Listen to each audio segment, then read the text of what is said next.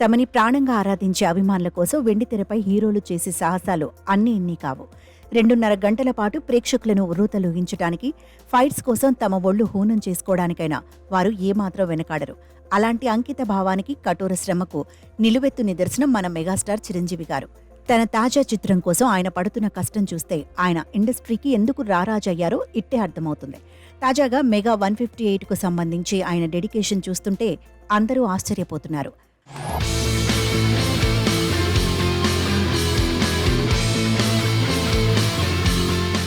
ప్రస్తుతం సినీ ప్రియులంతా ఎంతో ఆసక్తిగా ఎదురుచూస్తున్న most awaited project mega 158. Block buster director చిరంజీవికి వీరాభిమాని అయిన కెఎస్ రవీంద్ర అలియాస్ బాబీ ఈ యాక్షన్ ఎంటర్టైనర్ను చెక్కుతున్నారు. ప్రతిష్టాత్మక కేవీఎన్ ప్రొడక్షన్స్ సంస్థ ఈ చిత్రాన్ని అత్యంత భారీ బడ్జెట్తో నిర్మిస్తోంది.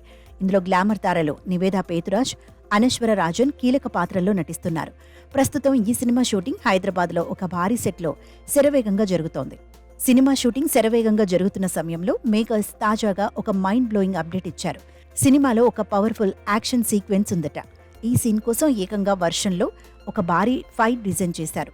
ఈ ఎమోషనల్ యాక్షన్ సీక్వెన్స్ కోసం మెగాస్టార్ చిరంజీవి ఏకంగా 12 గంటల పాటు వర్షంలో తడుస్తూనే షూటింగ్ చేశారట.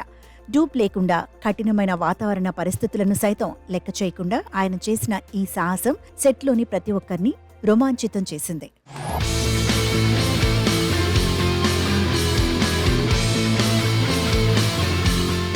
చిరు డెడికేషన్ చూసి కేవీఎన్ ప్రొడక్షన్స్ చిత్ర బృందం షాక్లో ఉండిపోయింది.